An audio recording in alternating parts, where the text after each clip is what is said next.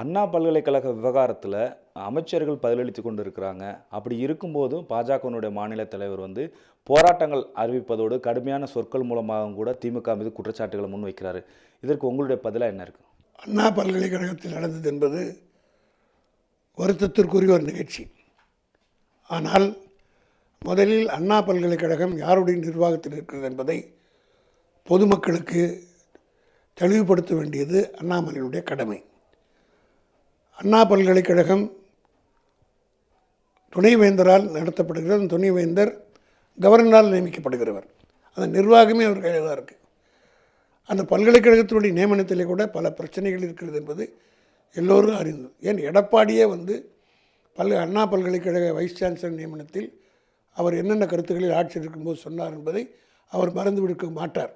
ஒரு காலத்தில் அப்துல் கலாமே குடியிருந்த இடம் அவர் விரும்பி இருந்த இடம். அந்த அளவுக்கு அங்கே செக்யூரிட்டி எல்லாம் போட்டு நிர்வகிக்கிறது வைஸ் சான்சலருடைய கடமை.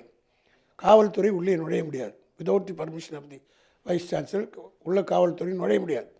ஆக அந்த செக்யூரிட்டி அது உமன்ஸ் ஹாஸ்டல் இருக்குது, ஜென்ஸ் ஹாஸ்டல் இருக்குது, ஸ்டாஃப் குவார்ட்டர்ஸ் இருக்குது, இவ்வளவும் குடியிருப்புகளும் இருக்குது, கல்வி நிறுவனமும் இருக்குது. பெரிய கேம்பஸ் அது. ஆகினால அதுக்கு செக்யூரிட்டி எல்லாம் இருந்தது.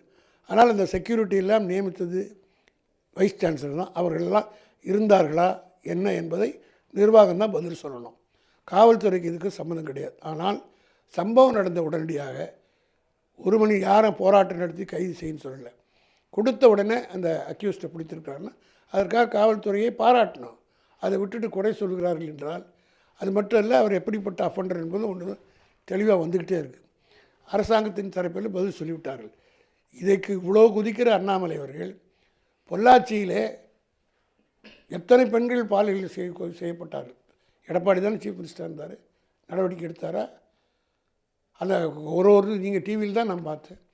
அண்ணா என்னை விட்டுருன்னு கதற சொல்லிச்சு. அந்த பெண்கள் எல்லாம் காப்பாற்ற முன் வந்தாரா எடப்பாடி? வழக்கு போட்டாரா? நடவடிக்கை எடுத்தாரா? ஒன்றுமே இல்லையே. ஆனால் அப்படியா இருந்துட்டோம். கேள்விப்பட்ட உடனடியாக தளபதி மு.க. ஸ்டாலினுடைய தலைமையில் இயங்குகிற இந்த அரசு நடவடிக்கை எடுத்து எல்லா விதமான நடவடிக்கை போட்டு இப்போ அண்ணாமலைக்கு இதில் என்னென்னா, அவர் ஒரு போலீஸ் ஆஃபீஸராக இருந்தவர். இவர் போலீஸ் ஆஃபீஸராக இருந்தாங்கிற இது கூட தெரியாமல் சாட்டையில் அடிச்சுக்கிறாருன்னா யாரோ ஒரு ஜோசின்னு சொல்லியிருக்கான். உங்களுக்கு நீங்கள் இவ்வளோலாம் பண்ணுறீங்க, ஒரு பதவி இல்லாமல் இருக்கீங்க. இருந்தால் தமிழ்நாடுக்கு பிஜேபி தலைவர் பதவியும் இப்போ இல்லை. உங்களுக்கு எந்த பதவி இல்லாததுனால இந்த பரிகாரம் செஞ்சிங்கன்னா நல்லாயிருக்கும். சாட்டையில் அடிச்சுக்கிட்டிங்கன்னா அந்த பரிகாரம் செஞ்சால் உங்களுக்கு பதவி கிடைக்கும் அப்படின்னு யாரோ லண்டன்லேயோ இங்கே சொல்லியிருக்காங்கன்னு நினைக்கிறேன். அவர் லண்டன்லேருந்து கற்றுக்கிட்டு வந்த பாடம் இதுவான்னு கூட எனக்கு சந்தேகமாக இருக்குது. வந்த உடனே யாரோ சொல்லியிருக்காங்க, ஏர்போர்ட்டில் நான் இனிமேல் கொடுக்கவே மாட்டேன்னார். ஏர்போர்ட்டில் தான் பேட்டியே கொடுக்குறாரு. ஸோ அவர் சொல்லுக்கும் செயலுக்கும் சம்மந்தமே கிடையாது. அவர் சொல்வதும் உண்மை கிடையாது. வீராசாமி செத்துவிட்டாருன்னார். நீங்களே சொல்லுங்கள், உயிரோடு இருக்காரு இல்லையா? ஆகையினால் இப்படி தான் போய் அவர் ஒரு வித்தியாசமான அரசியல்வாதி, விசித்திரமாலாம் நடப்பார். இது மாதிரி சவுக்கடி அடிச்சுக்கணுன்னா மணிப்பூரில் செத்தபோது எத்தனை வாட்டி ஒரு அடிச்சிருக்கணும். டெய்லி உத்தரப்பிரதேசம் நடக்குது. இவங்க கட்சி தானே அங்கே ஆட்சியில் இருக்குது.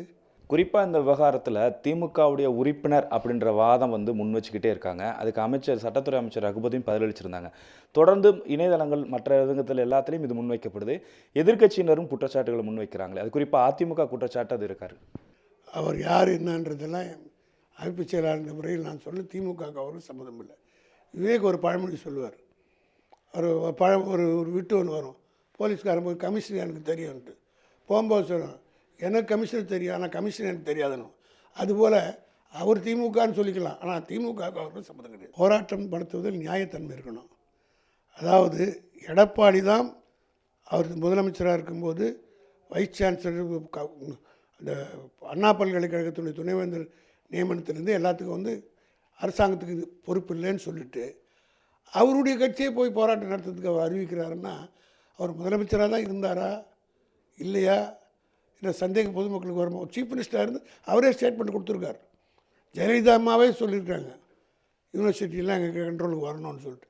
அவருக்கு முன்னாடி இந்த கவர்னருக்கு எவ்வளோ பிரச்சனைகள்லாம் இருந்தது இந்த நியமனத்தில். ஆகினால் ஏதோ திமுக மேலே ஆக்கப்பூர்வமாக எந்த குற்றச்சாட்டும் சொல்ல முடியல. ஆகினால் இது ஒரு ஸ்டே இன்சிடென்ட்ஸை வச்சு பண்ணுறாங்க. மகளிரை தாய்மார்களுக்காக இருக்கிற ஒரே அரசு திமுக அரசு, தளபதி மு.க. ஸ்டாலினுடைய அரசு என்பது இன்றைக்கி நாடறிந்து ஒன்றாகிவிட்டது. ஆகவே பெண்களுக்கு பாதுகாப்பாக இருக்கிற இந்த அரசை எதிர்த்து ஒன்றும் பண்ண முடியலன்னு பார்க்குறாங்க.